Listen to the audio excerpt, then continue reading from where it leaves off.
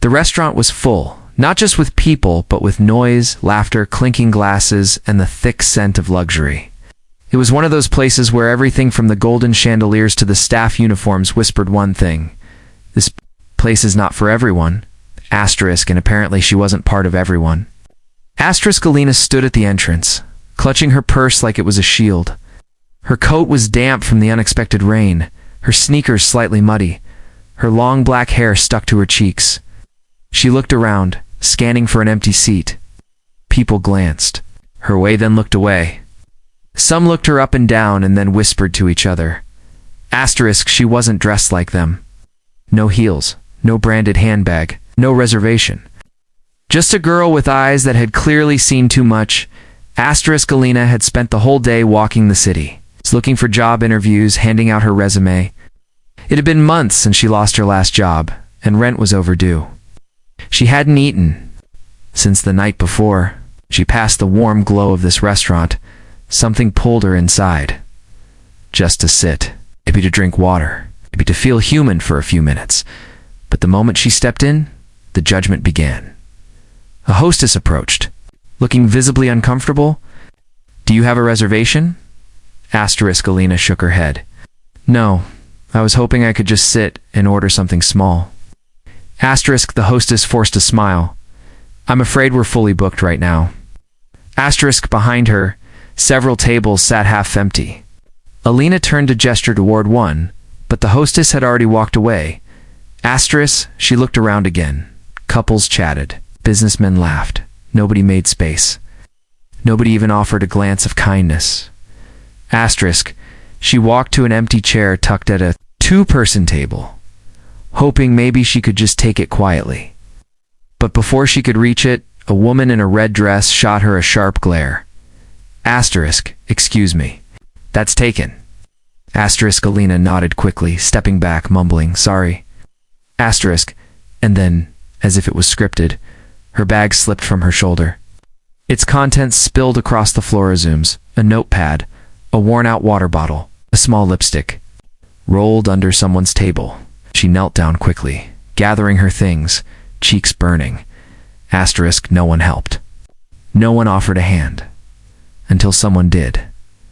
A pair of polished shoes stepped in front of her. Then a gentle voice. "Let me help." She looked up, startled.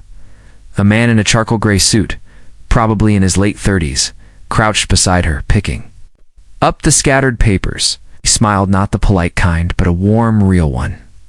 "Asterisk here," he said, handing her a resume. "Looks like someone's working hard." Alina offered a shy thank you. He stood up, glanced around the room, and then did something that stunned everyone.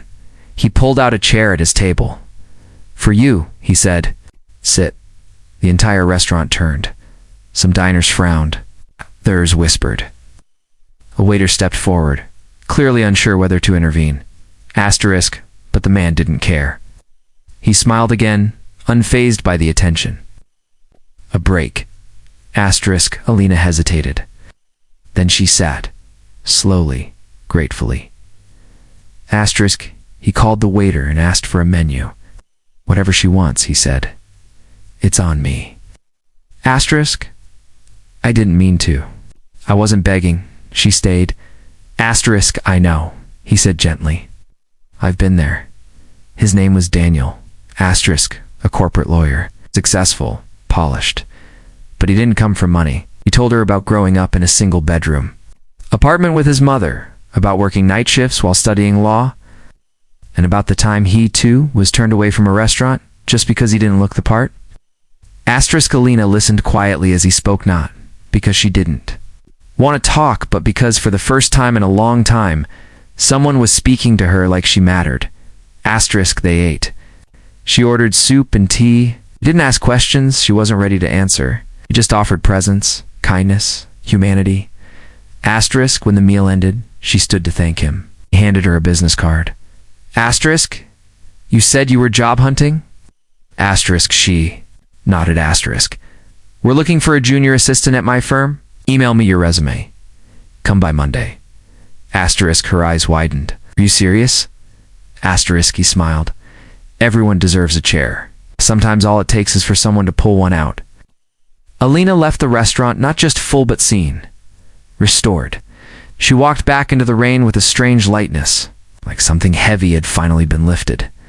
The following Monday, she stood outside a tall glass building with trembling hands. She had emailed her resume the next morning. Oh. He replied within the hour.